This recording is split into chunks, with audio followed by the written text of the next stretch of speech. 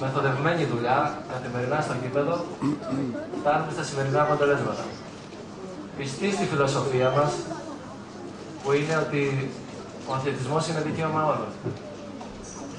Το κάθε παιδί έχει δικαίωμα στην άθληση, στην ψυχαγωγία, στη διασκέδαση, όλα αυτά τα στοιχεία που προσφέρει το ποδόσφαιρο. Αυτά προσπαθούμε να δίνουμε καθημερινά στις εκδηλώσεις μας στα παιδιά. Πιστεύω ότι τα αντιλαμβάνεστε όλοι, τα παιδιά τα δέχονται και τα καλά αποτελέσματα έχουν αρχίσει να έρχονται και το μέλλον είναι δικό τους. Θέλω να σας ευχαριστήσω όλους που είσαστε εδώ και να τονίσω ότι η δική μας προσπάθεια θα συνεχίζεται, αλλά χωρίς εσάς, θα απευθυνθώ τώρα στους γονείς, όπως είπε και ο κύριος Πρόεδρος, ότι χωρίς εσάς δεν θα μπορούσαμε να κάνουμε τίποτα. Εσείς πραγματικά οι καθημερινοί ήρωες που αφήνετε το χρόνο σας να δίνετε στα παιδιά σας αυτό που πραγματικά ζητάνε. Μία μητέρα προχθές που είπε, ήρθα κουρασμένη από τη δουλειά, πολύ, 3-3,5 ώρα. Θα ήθελα να τα αποφύγω, αλλά ο γιος της ήταν έτοιμος με τη στολή του και περίμενε πώς θα μπορούσα να στερήσω από αυτή την παιδική φατσούλα, από αυτή την παιδική ψυχή, αυτό που ήθελε να νιώσει και να χαρεί εκείνη τη στιγμή. Σας υποσχόμαστε πως θα συνεχίσουμε με την ίδια όρεξη, με την ίδια αγάπη, με την ίδια στοργή, αυτή την προσπάθεια.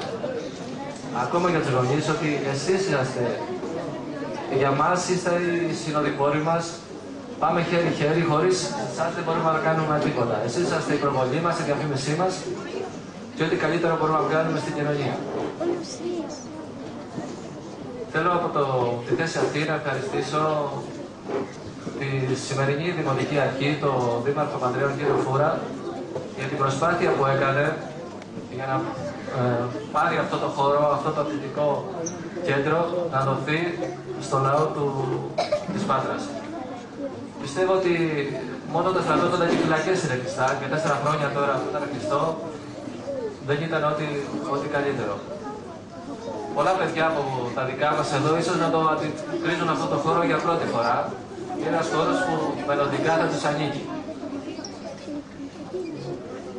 Θέλω να πω, κύριε Πρόεδρε της ΕΠΣ, ότι το σωματείο μας ήδη συμμετέχει σε όλες τις εκδηλώσεις και σε όλες τις αγωνιστικές υποχρεώσεις που έχει η Ένωσή σας και πλέον είναι έτοιμο να δώσει το παρόν όπου χρειαστεί.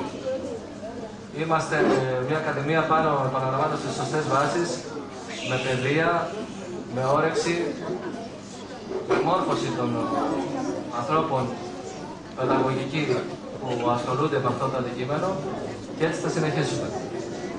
Θέλω να ευχαριστήσω τους συνεργάτες μου, τον Κώστα τον Τζάμπη και τον Κώστα τον Καλουζάκη και τους συναδέλφους προπονητές, τον Θανάση Ρομπεστολόπουλο, τον Νίκο τον Παναγόπουλο και τον Παναγιώτη τον Δημητρέλο, την ομάδα εργασίας, όπως εμείς συνηθίζουμε να λέμε, γιατί δουλεύουμε μόνο και μόνο για ό,τι καλύτερο να δώσουμε στα παιδιά. Δεν θέλω να σας κουράσω άλλο. Σας ευχαριστώ και πάλι. Να έχουμε καλή χρονιά, υγεία και η αγάπη που είναι για τα παιδιά από εμάς θα έχει συνεχή αποτελέσματα. Σας ευχαριστώ πολύ.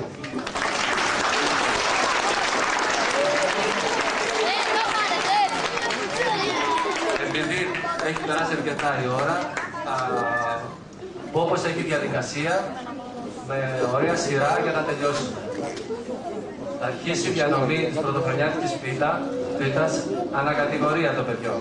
Θα παρακαλέσω τους προπονητές να πάρουν στο τραπέζι. Θα ξεκινήσουν πρώτα, συγγνώμη, μετά.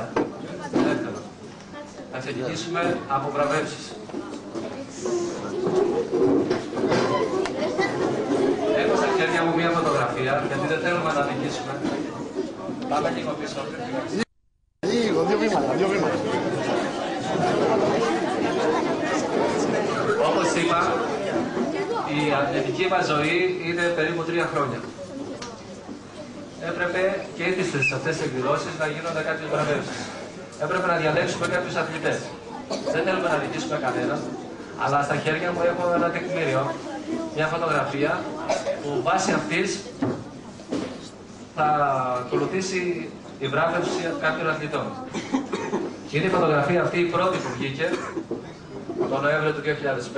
Είναι 11 παιδιά, εκ των οποίων τα 6 συνεχίζουν να είναι κοντά μας.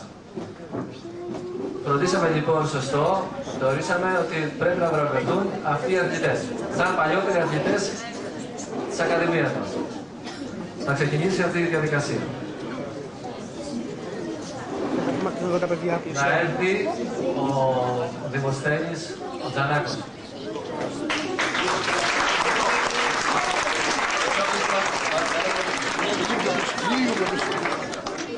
Θα παρακαλέσω τον αντιδήμαρχο πατρέων κύριο Τζανάκο και πατέρα του αθλητή μας να βραβεύσει τον ιό.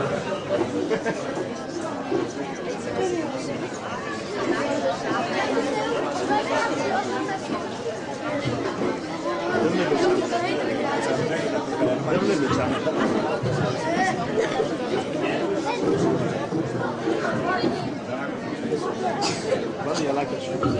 Στάκι.